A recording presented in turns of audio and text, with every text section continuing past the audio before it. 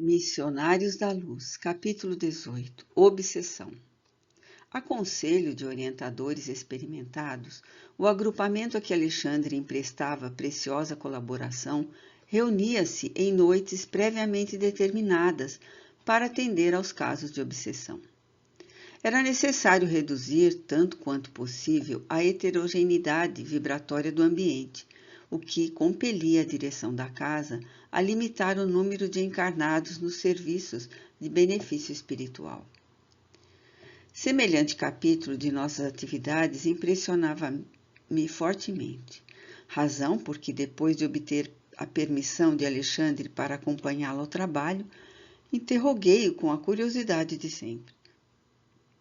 Todo obsediado é um médium na acepção legítima do termo? O instrutor sorriu e considerou. Médiuns, meu amigo, inclusive nós outros, os desencarnados, todos o somos em vista de sermos intermediários do bem que procede de mais alto quando nos elevamos, ou portadores do mal, colhidos nas zonas inferiores quando caímos em desequilíbrio.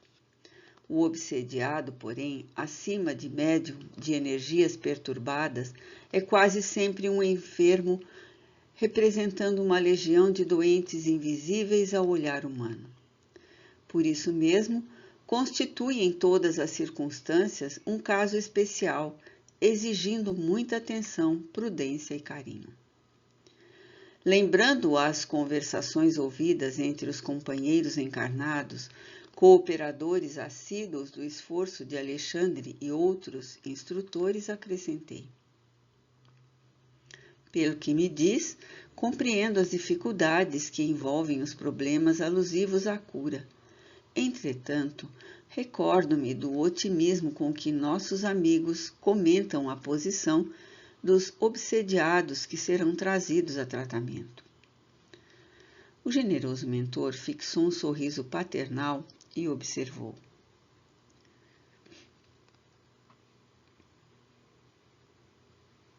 Eles, por enquanto, não podem ver senão o ato presente do drama multissecular de cada um.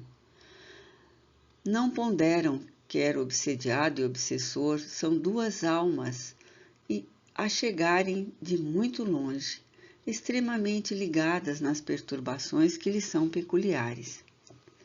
Nossos irmãos na carne procedem acertadamente, entregando-se ao trabalho com alegria, porque de todo esforço nobre resulta um bem que fica indestrutível na esfera espiritual. No entanto, deveriam ser comedidos nas promessas de melhoras imediatas no campo físico, e de modo algum deveriam formular julgamento prematuro de cada caso, porquanto é muito difícil identificar a verdadeira vítima com a visão circunscrita do corpo terrestre. Depois de pequena pausa, continuou. Também observei o exagerado otimismo dos companheiros, vendo que alguns deles, mais levianos, chegavam a fazer promessas formais de cura às famílias dos enfermos. Claro que são enormes os benefícios a serem colhidos pelos doentes. Todavia, se devemos estimar o bom ânimo, cumpre-nos desaprovar o entusiasmo desequilibrado e sem rumo. Já conhece todos os casos? Indaguei. Todos, respondeu Alexandre sem hesitar. Dos 5 que constituirão o motivo da próxima reunião, apenas uma jovem revela possibilidades de melhoras mais ou menos rápidas. Os demais comparecerão simplesmente para socorro, evitando agravo nas provas necessárias. Considerando muito interessante a menção especial que se fazia, perguntei: gozará a jovem de proteção diferente? O instrutor sorriu e esclareceu. Não se trata de proteção, mas de esforço próprio. O obsediado, além de enfermo, representante de outros enfermos, quase sempre é também uma criatura repleta de torturantes problemas espirituais. Se lhe falta vontade firme para a autoeducação, para a disciplina de si mesma, é quase certo que prolongará sua condição dolorosa além da morte. Que acontece a um homem indiferente ao governo do próprio lar? Indubitavelmente será assediado por 1001 questões no curso de cada dia e acabará vencido, convertendo-se em joguete das circunstâncias. Imagine agora que esse homem indiferente esteja cercado de inimigos que ele mesmo criou, adversários que lhe espreitam os menores gestos, tomados de sinistros propósitos, na maioria das vezes. Se não desperta para as realidades da situação, empunhando as armas da resistência e valendo-se do auxílio exterior que lhe é prestado pelos amigos, é razoável que permaneça esmagado. Esta a definição da maior porcentagem dos casos espirituais de que estamos tratando. Não representa, porém, a característica exclusiva das obsessões de ordem geral. Existem igualmente os processos laboriosos de resgate, em que, depois de afastados os elementos da perturbação e da sombra, perseveram as situações expiatórias. Em todos os acontecimentos dessa espécie, porém, não se pode prescindir da adesão dos interessados diretos na cura. Se o obsediado está satisfeito na posição de desequilíbrio, há que esperar o término de sua cegueira, a redução da rebeldia que lhe é própria ou o afastamento da ignorância que lhe oculta a compreensão da verdade. Ante obstáculos dessa natureza, embora sejamos chamados com fervor por aqueles que amam particularmente os enfermos, nada podemos fazer senão semear o bem para a colheita do futuro, sem qualquer expectativa de proveito imediato. O instrutor imprimiu ligeiro intervalo à conversação e, porque visse minha necessidade de esclarecimento, prosseguiu. A jovem a que me referi está procurando a restauração das forças psíquicas por si mesma. Tem lutado incessantemente contra as investidas de entidades malignas, mobilizando todos os recursos de que dispõe no campo da prece, do autodomínio da meditação. Não está esperando o milagre da cura sem esforço, e não obstante, terrivelmente perseguida por seres inferiores, vem aproveitando toda a espécie de ajuda que os amigos de nosso plano projetam em seu círculo pessoal. A diferença, pois, entre ela e os outros é a de que, empregando as próprias energias, entrará, embora vagarosamente, em contato com a nossa corrente auxiliadora, ao passo que os demais continuarão, ao que tudo faz crer, na impassibilidade dos que abandonam voluntariamente a luta edificante. Compreendi a elucidação e esperei a noite de socorro aos obsediados, como Alexandre designava esse gênero de serviço. Não decorreram muitos dias e, em companhia do instrutor, penetrei sumamente interessado o conhecido recinto. O pessoal estava agora reduzido. Em derredor da mesa, reuniam-se tão somente 2 médiuns, 6 irmãos experimentados no conhecimento e prática de problemas espirituais e os obsediados em tratamento. Os enfermos, em número de 5, apresentavam características especiais.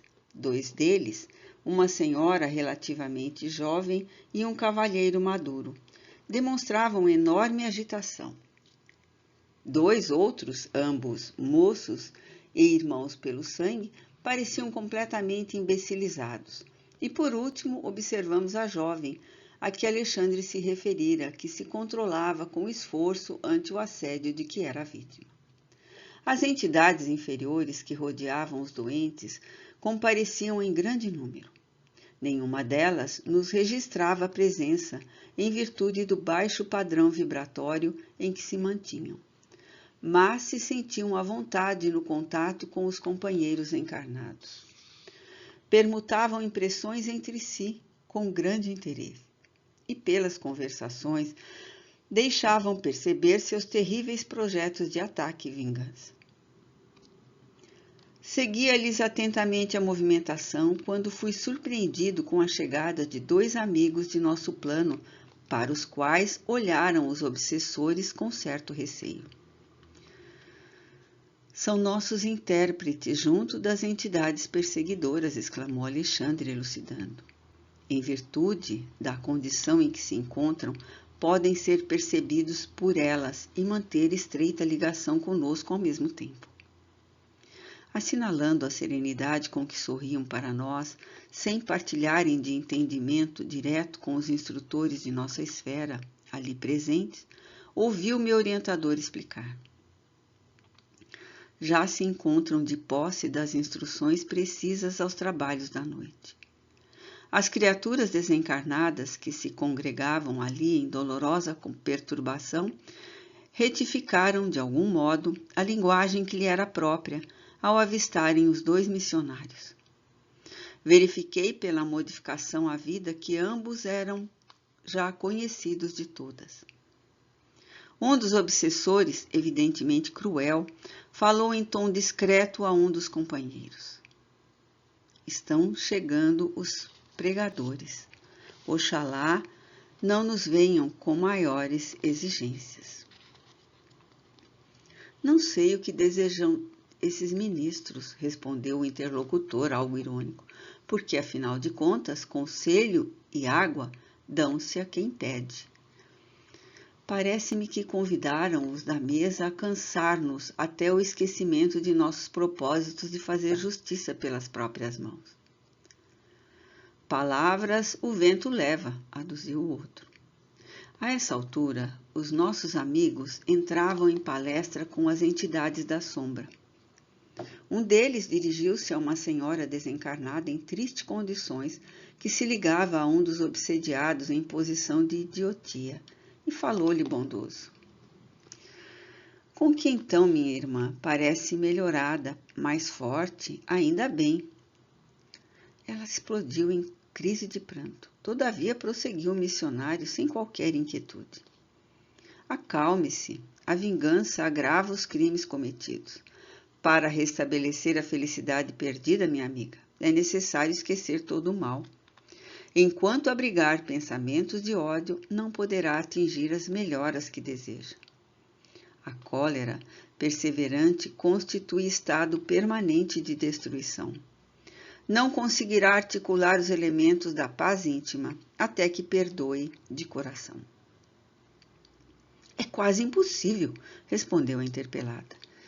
Este homem afrontou meu ideal de mulher, lançou-me a corrupção, escarneceu de minha sorte, transformou meu destino em corrente de males.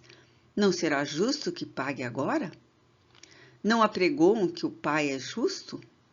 Eu não vejo, porém, o Pai e preciso fazer justiça usando minhas próprias forças. E porque o doutrinador desencarnado a fitasse compadecido, murmurou. E se fosse o senhor a mulher? Ponha-se no meu caso e pense como eu procederia. Prontificar-se-ia a desculpar os malvados que lhe atiraram lama ao coração? Cerraria as portas da memória a ponto de anestesiar os mais belos sentimentos do caráter? Não acredito. O senhor reagiria como estou reagindo. Há condições para perdoar. E as condições que eu imponho na qualidade de vítima são as de que o meu verdugo experimente também o sarcasmo da sorte. Ele infelicitou-me e voltou ao mundo. Preparou-se para uma vida regalada de considerações sociais. Titulou-se para conquistar a estima alheia. E o que me deve? Também eu, em outro tempo, não era digna de respeito geral? Não me candidatara a uma existência laboriosa e honesta com o firme propósito de servir a Deus? Acompanhava a discussão com forte interesse, admirando o individualismo que caracteriza cada criatura, ainda mesmo além da morte do corpo. O intérprete de nossa esfera, contemplando-a sem irritação, observou. Todas as suas considerações, minha amiga, são aparentemente muito respeitáveis. Todavia, em todos os desastres que nos ocorram, devemos examinar serenamente a porcentagem de nossa coparticipação. Apenas em situações raríssimas poderíamos exibir de fato o título de vítimas. Na maioria dos acontecimentos dessa natureza, porém, temos a nossa parte de culpa. Não podemos evitar que a ave de rapina cruze os ares sobre a nossa fronte, mas podemos impedir que a faça ninho em nossa cabeça. Nesse ponto, a interlocutora, parecendo melindrada, acentuou asperamente. Suas palavras são filhas da pregação religiosa, mas eu estou à procura da justiça. E com um riso irônico terminava. Aliás, da justiça pregoada por Jesus. O missionário não se exaltou ante o sarcasmo do gesto que acompanhou a observação ingrata e disse-lhe bondoso. A justiça, quantos crimes se praticam no mundo em seu nome, quantos homens e mulheres que, procurando fazer justiça sobre si mesmos, nada mais fazem que incentivar a tirania do eu? Refere-se a irmã ao Divino Mestre. Que espécie de justiça reclamou o Senhor para ele quando vergava sobre a cruz? Nesse sentido, minha amiga, o Cristo nos deixou normas de que não devemos esquecer. O Mestre mantinha-se vigilante em todos os atos alusivos à justiça para os outros. Defendeu os interesses espirituais da coletividade até a suprema renunciação. Entretanto, quando surgiu a ocasião do seu julgamento, guardou silêncio e conformação até o fim.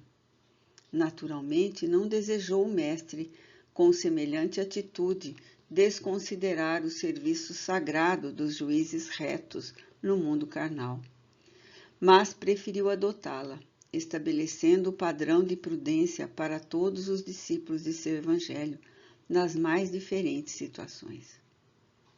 Ao se tratar de interesses alheios, minha irmã, devemos ser rápidos na justificação legítima. Entretanto, quando os assuntos difíceis e dolorosos nos envolvem o eu, convém moderar todos os impulsos de reivindicação. Nem sempre a nossa visão incompleta nos deixa perceber a altura da dívida que nos é própria. E na dúvida, é lícita a abstenção. Acredita que Jesus tivesse algum débito para merecer a sentença condenatória? Ele conhecia o crime que se praticava, possuía sólidas razões para reclamar o socorro das leis. No entanto, preferiu silenciar e passar, esperando-nos no campo da compreensão legítima. É que o Mestre, acima do olho por olho das antigas disposições da lei, ensinou o amai-vos uns aos outros, praticando-o invariavelmente. Confirmou a legalidade da justiça, mas proclamou a divindade do amor. Demonstrou que será sempre heroísmo o ato de defender os que merecem, mas se absteve de fazer justiça a si mesmo, para que os aprendizes da sua doutrina estimassem a prudência humana e a fidelidade divina nos problemas graves da personalidade, fugindo aos desvarios que as paixões do eu podem desencadear nos caminhos do mundo. A interlocutora, em face da argumentação veemente e bela, emudeceu fortemente impressionada. E Alexandre, que seguia também comovido as explicações do intérprete, observou-me. O trabalho de esclarecimento espiritual, depois da morte entre as criaturas, exige de nós outros muita atenção e carinho. É preciso saber semear na terra abandonada, nos corações desiludidos que se afastam da crosta sob tempestades de ódio e angústia desconhecida. Diz o livro sagrado que no princípio era o Verbo. Também aqui, diante do caos desolado dos espíritos infelizes, é necessário utilizar o Verbo no princípio da verdadeira iluminação. Não podemos criar sem amor e somente quando nos preparamos devidamente edificaremos com êxito para a vida eterna. Silenciando a entidade que fora criteriosamente advertida, passei a observar a senhora ainda jovem, que se mostrava sob irritação forte no recinto, preocupando os amigos encarnados. Diversos perseguidores invisíveis à perquirição terrestre mantinham-se ao lado dela, impondo-lhe terríveis perturbações. Mas de todos eles sobressaía um obsessor infeliz de maneiras cruéis. Colara-se-lhe ao corpo em toda a sua extensão, dominando-lhe todos os centros de energia orgânica.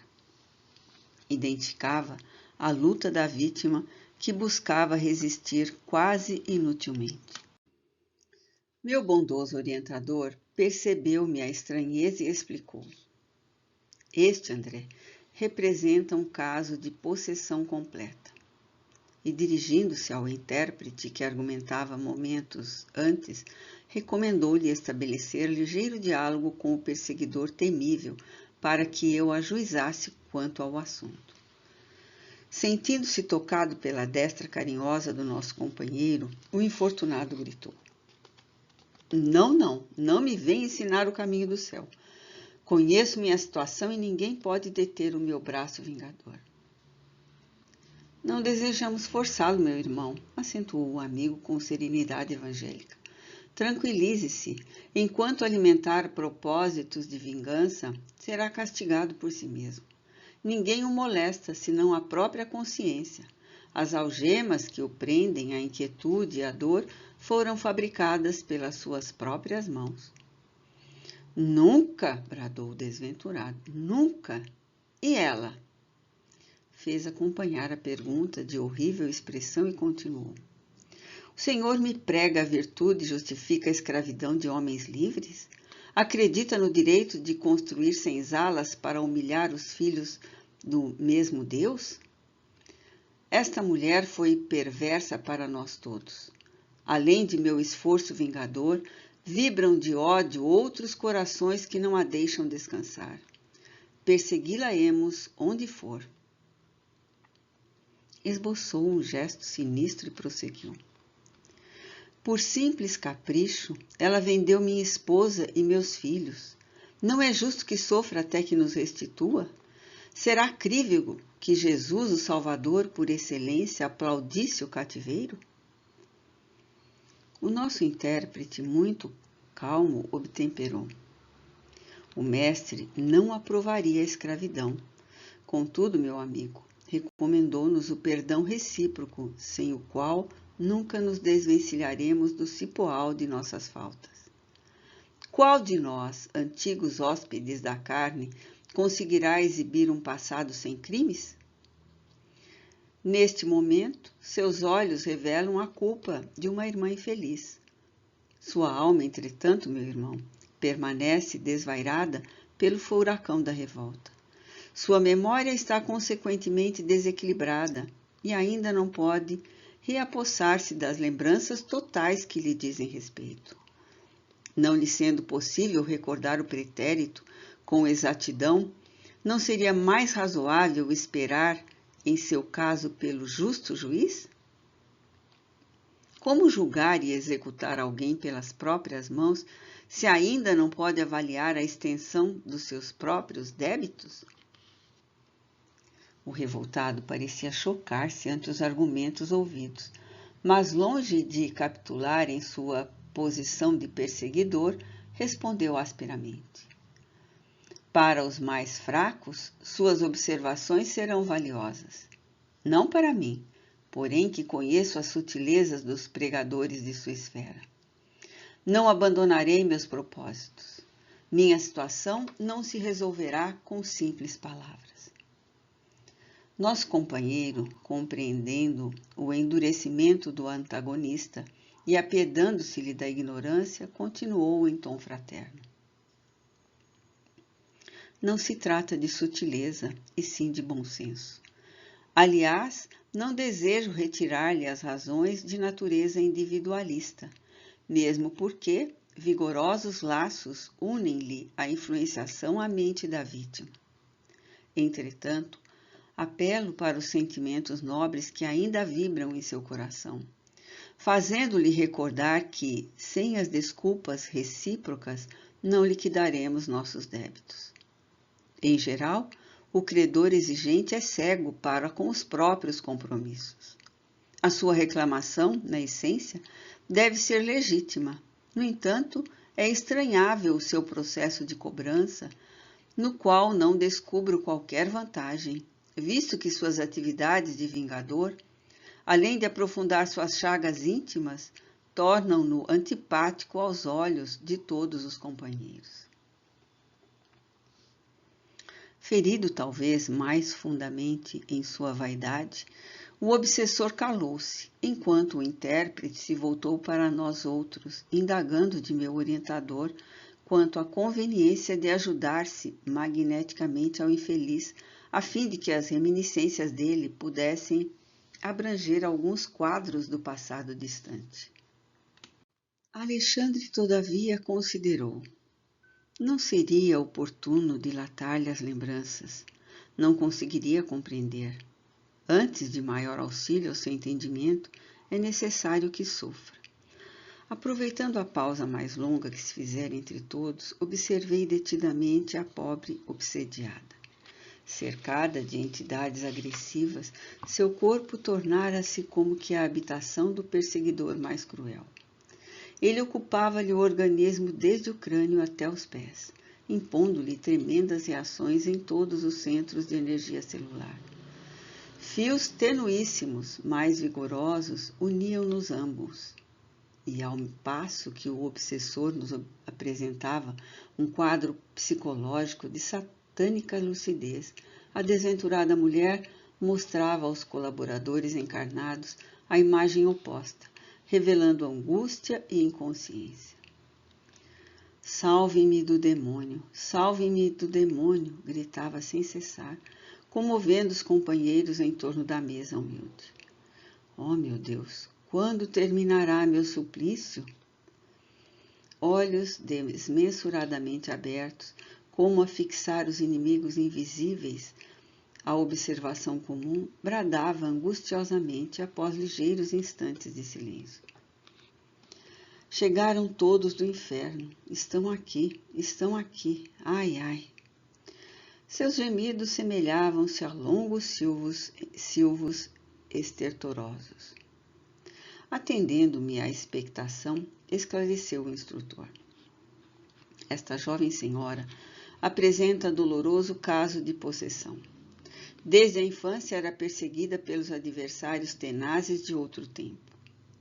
Na vida de solteira, porém, no ambiente de proteção dos pais, ela conseguiu, de algum modo, subtrair-se à integral influenciação dos inimigos persistentes, embora lhe sentisse a atuação de maneira menos perceptível. Sobrevindo, no entanto, a responsabilidade do matrimônio, em que, na maioria das vezes, a mulher recebe maior quinhão de sacrifícios, não pôde mais resistir. Logo após o nascimento do primeiro filhinho, caiu em prostração mais intensa, oferecendo oportunidade aos desalmados perseguidores, e desde então experimenta penosas provas. Ia expor novas questões que o assunto suscitava, mas o instrutor amigo fez-me ver que a reunião de auxílio por parte dos encarnados teria início naquele mesmo instante. Precisávamos manter o concurso vigilante da fraternidade. Observei, agradavelmente surpreendido, as emissões magnéticas dos que se reuniam ali em tarefa de socorro, movidos pelo mais santo impulso de caridade redentora.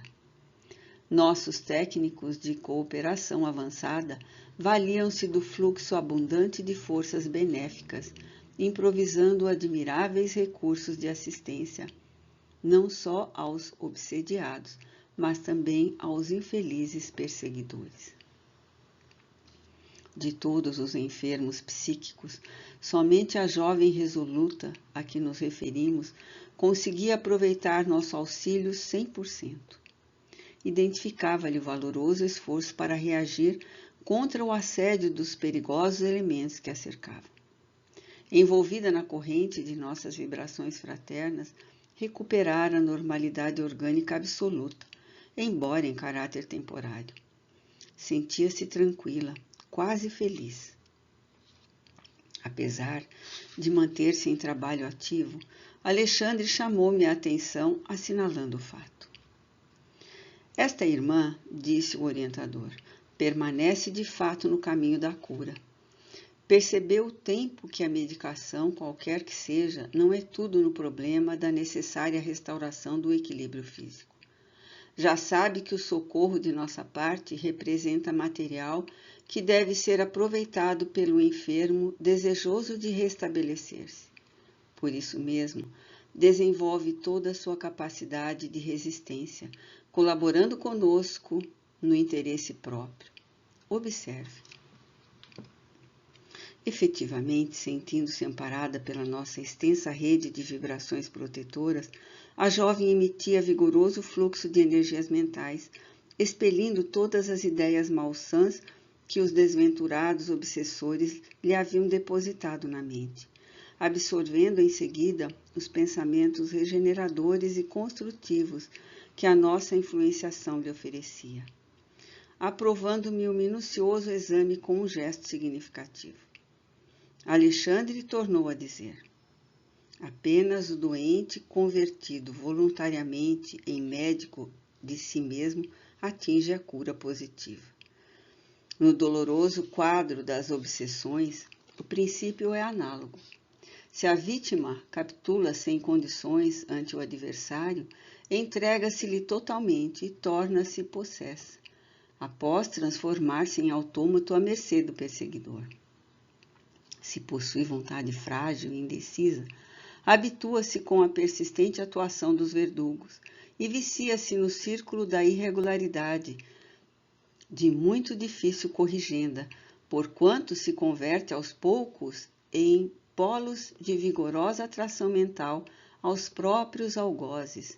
Em tais casos, nossas atividades de assistência estão quase circunscritas a meros trabalhos de socorro, objetivando resultados longínquos. Quando encontramos, porém, um enfermo interessado na própria cura, valendo-se de nossos recursos para aplicá-los à edificação interna, então podemos prever triunfos imediatos. Calando-se, o instrutor prosseguiu observando os serviços que se desenrolavam no recinto. O doutrinador encarnado, companheiro de grande e bela sinceridade, era o centro de um quadro singular. Seu tórax convertera-se em um foco irradiante, e cada palavra que lhe saía dos lábios semelhava-se a um jato de luz, alcançando diretamente o alvo, fosse ele os ouvidos perturbados dos enfermos ou o coração dos perseguidores cruéis. Suas palavras eram com o efeito de uma simplicidade encantadora, mas a substância sentimental de cada uma assombrava pela sublimidade, elevação e beleza. Reparando-me a estupefação, Alexandre veio em meu socorro esclarecendo. Estamos aqui numa escola espiritual. O doutrinador humano encarrega-se de transmitir as lições. Você pode registrar, porém, que para ensinar com êxito não basta conhecer as matérias do aprendizado e ministrá-las. Antes de tudo, é preciso senti-las e viver-lhes a substancialidade no coração. O homem que apregou o bem deve praticá-lo, se não deseja que as suas palavras sejam carregadas pelo vento como simples eco de um tambor vazio. O companheiro que ensina a virtude, vivendo-lhe as grandezas em si mesmo, tem o verbo carregado de magnetismo positivo, estabelecendo edificações espirituais nas almas que o ouvem. Sem essa característica, a doutrinação quase sempre é vã. Vendo o quadro expressivo, analisado pelos esclarecimentos do instrutor, compreendi que o contágio pelo exemplo não constitui fenômeno puramente ideológico, mas sim que é um fato científico nas manifestações magnético-mentais. Com exceção da pobre irmã, que se encontrava possessa, os demais obsediados, naqueles momentos, ficavam livres da influência direta dos perseguidores. Entretanto, menos a jovem, que reagia valorosamente, os outros apresentavam singular inquietude, ansiosos de se reunirem de novo ao campo de atração dos algozes. Auxiliares nossos haviam arrebatado os verdugos, expulsando-os daqueles corpos enfermos e atormentados. Todavia, os interessados nas melhoras físico-psíquicas primavam pela ausência íntima, conservando-se a longa distância espiritual dos ensinamentos que o doutrinador encarnado ao influxo dos mentores de mais alto ministrava com admirável sentimento. A atitude deles era de insatisfação e ansiedade. Dir-se-ia que não suportavam a separação dos obsessores invisíveis. Habituados a enfermos que, pelo menos aparentemente, demonstravam desejo de cura, estranhei a posição mental daqueles que se reuniam em pequenino grupo à nossa frente, tão lamentavelmente desinteressados do remédio que a espiritualidade lhes oferecia por amor. Alexandre percebeu minha surpresa e observou-me. Em geral, 90% dos casos de obsessão que se verificam na crosta constituem problemas dolorosos e intrincados. Quase sempre, o obsediado padece de lastimável cegueira com relação à própria enfermidade. E porque não atende ao chamamento da verdade pela cristalização personalista, torna-se presa fácil e inconsciente, embora responsável de perigosos inimigos das zonas de atividades grosseiras. Comumente verificam-se casos dessa natureza em vista de ligações vigorosas e profundas pela afetividade mal dirigida ou pelos detestáveis laços de ódio em que todas as circunstâncias é a confiança desequilibrada convertida em monstro. O orientador amigo fez longa pausa, verificando os trabalhos em curso, mas como quem desejasse socorrer-me com lições inesquecíveis na luta prática, prosseguiu apesar das observantes obrigações da hora. Por este motivo, André, ainda mesmo para o psiquiatra esclarecido à luz do espiritismo cristão, a maioria dos casos desta ordem é francamente desconcertante, em virtude dos ascendentes sentimentais. Cada problema destes exige solução diferente. Além disso, importa notar que os nossos companheiros encarnados observam somente uma face da questão. Quando cada processo desse teor se caracteriza por aspectos infinitos, com vistas ao passado dos protagonistas encarnados e desencarnados. Diante do obsediado, fixam apenas um imperativo imediato: o afastamento do obsessor. No entanto, como rebentar de um instante para outro algemas seculares forjadas nos compromissos recíprocos da vida em comum? Como separar seres que se agarram um ao outro ansiosamente por compreenderem que na dor de semelhante união permanece o preço do resgate indispensável? Efetivamente, não faltam os caos, raros embora de libertação quase instantânea.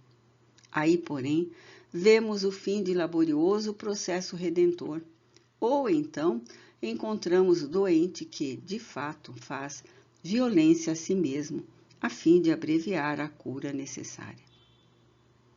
Examinando a extensão dos obstáculos ao restabelecimento completo dos enfermos psíquicos, considerei. Depreende-se então que Alexandre, porém, não me deixou terminar. Cortando-me a frase inoportuna, respondeu: já sei o que vai dizer. Verificando as dificuldades que relaciono para o seu aprendizado natural, você pergunta se não será infrutífero o nosso trabalho e se não será melhor entregar o obsediado à própria sorte. Esta observação, contudo, é um contrassenso. Se você estivesse na terra, ainda na carne, e visse um filho amado em condições pré-agônicas, totalmente desenganado pela medicina humana, teria coragem de abandoná-lo ao sabor das circunstâncias? Não aguardaria ansioso a manifestação favorável da natureza? Quem está firmemente no âmago do coração de um homem, nosso irmão, para dizer com certeza matemática se ele vai reagir contra o mal ou deixar de fazê-lo, se pretende o repouso ou o trabalho ativo? Não podemos, desse modo, mobilizar qualquer argumento intelectual para fugir ao nosso dever de assistência fraterna ao ignorante e sofredor. Urge atender a nossa parte de obrigação imediata, compreendendo que a construção do amor é também uma obra de tempo. Nenhuma palavra, nenhum gesto ou pensamento nos serviços do bem permanece perdido. Compreendi a nobreza da observação e mantive-me em silêncio. E porque o meu orientador voltasse a cooperar ativamente nos trabalhos em andamento, passei a examinar os doentes psíquicos, enquanto o doutrinador terreno prosseguia em sua luminosa tarefa de evangelização. A jovem que reagia contra a perigosa atuação dos habitantes das sombras demonstrava regular normalidade em seu aparelho fisiológico. Semelhava-se a alguém que movimentava todas as possibilidades da defensiva para conservar intacto o equilíbrio da própria casa. Entretanto, os demais exibiam lamentáveis condições orgânicas. A desventurada possessa apresentava sérias perturbações, desde o cérebro até os nervos lombares e sacros, demonstrando completa desorganização do centro da sensibilidade, além de lastimável relaxamento das fibras motoras.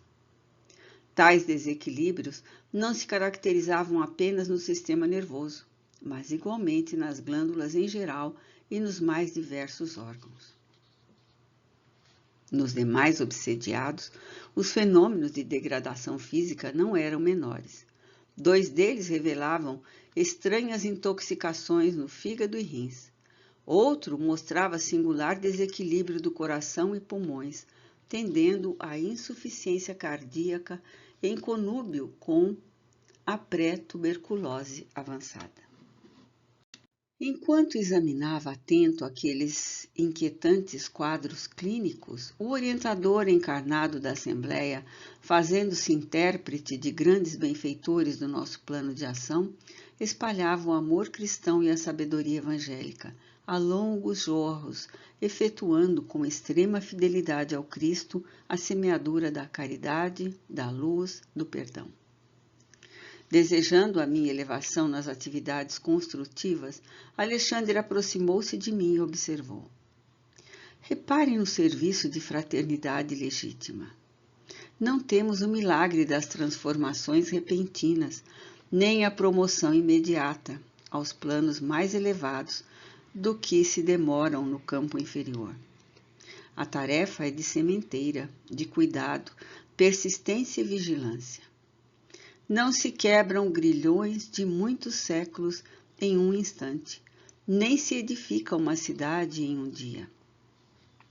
É indispensável desgastar as algemas do mal com perseverança e praticar o bem com ânimo evangélico.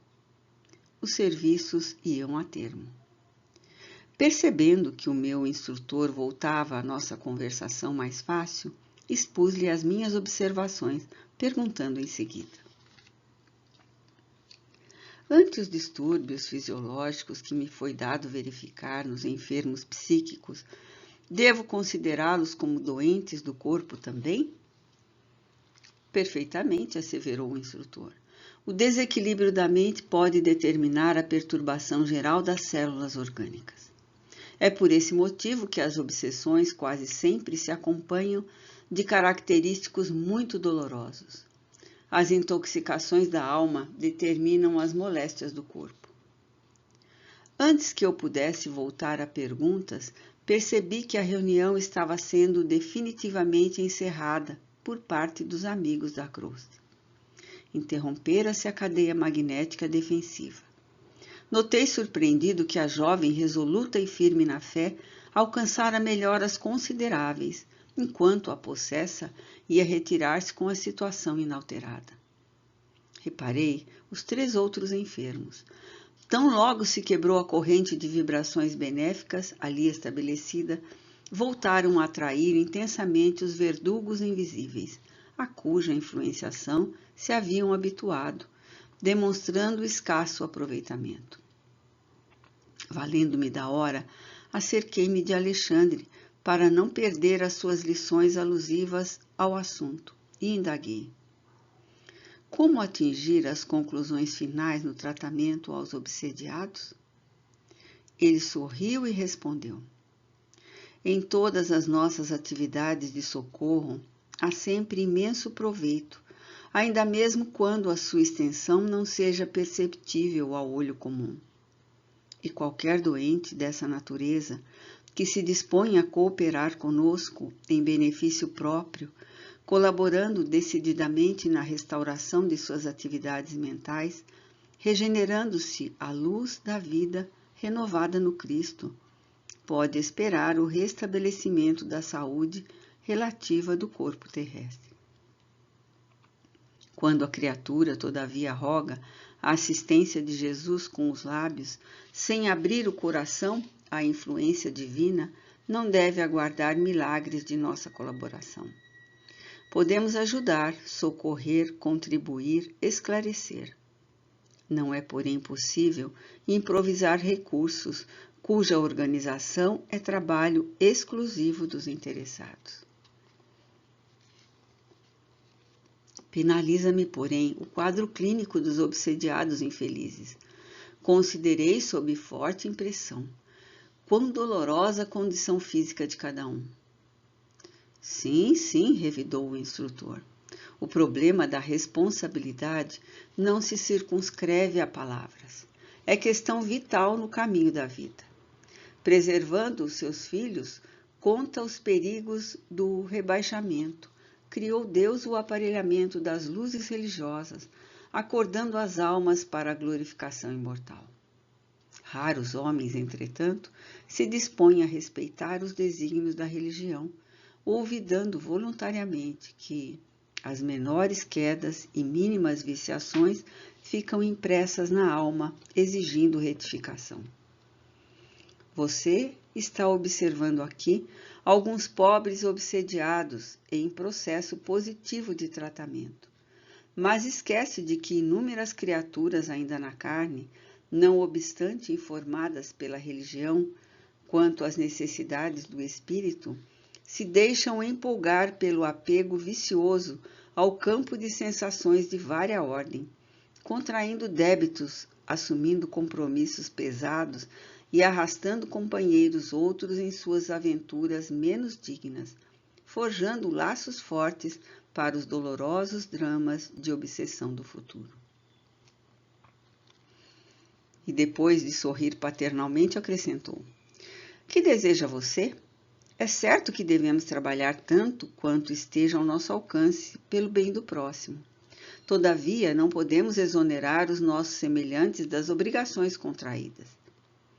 O servo fiel não é aquele que chora ao contemplar as desventuras alheias, nem o que as observa de modo impassível, a pretexto de não interferir no labor da justiça.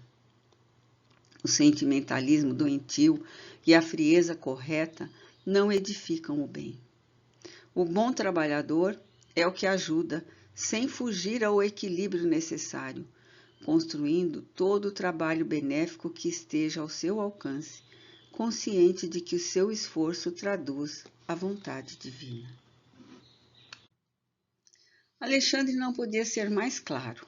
Compreendi-lhe o esclarecimento instrutivo, mas notando a saída dos enfermos sob o amparo vigilante dos familiares que os aguardavam à porta, voltei a indagar. Meu amigo, e se conseguíssemos o afastamento definitivo dos perseguidores implacáveis? Na qualidade de antigo médico do mundo, reconheço que esses doentes psíquicos não trazem as enfermidades de que são portadores, circunscritas à mente. Com exceção da jovem que reage valorosamente, os demais revelam estranhos desequilíbrios do sistema nervoso, com distúrbios no coração, fígado, rins e pulmões. Admitamos que fosse obtida a conversão dos verdugos que os atormentam. Voltariam depois disto à normalidade orgânica? Alcançariam o retorno à saúde completa? Alexandre meditou alguns momentos antes de responder e asseverou em seguida. André, o corpo de carne é como se fora um violino entregue ao artista, que nesse caso é o espírito reencarnado. Torna-se indispensável preservar o instrumento dos animálculos destruidores e defendê-lo contra ladrões. Observou a jovem que tudo faz por guardar-se do mal? Tem estado a cair sob os golpes dos perseguidores que lhe assediam impiedosamente o coração.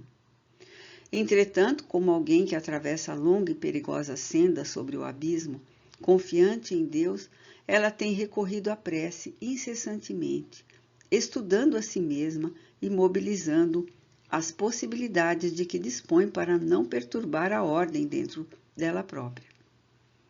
Na tentação de que a vítima tenha essa irmã aprovação que a redime. Ela, porém, com o heroísmo silencioso de seu trabalho, tem esclarecido os próprios perseguidores, compelindo-os à meditação e à disciplina. Segundo vê, essa lutadora sabe preservar o instrumento que lhe foi confiado e, convertida em doutrinadora dos verdugos, pelo exemplo de resistência ao mal, transforma os inimigos, iluminando a si mesma. Ante a colaboração dessa natureza, temos o problema da cura altamente facilitado. Não se verificará, porém, o mesmo com aqueles que não se acautelam com a defesa do instrumento corporal. Entregue aos malfeitores, o violino simbólico a que nos referimos pode permanecer semidestruído. E ainda que seja restituído ao legítimo possuidor, não pode atender ao trabalho da harmonia com a mesma exatidão de outro tempo.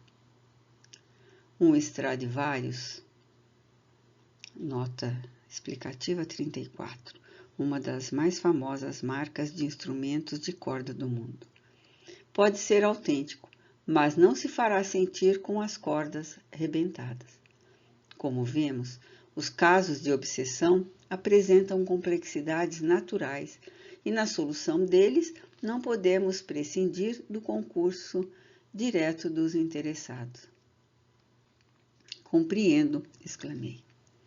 E em virtude da pausa mais longa que o mentor imprimiu à conversação, obtemperei.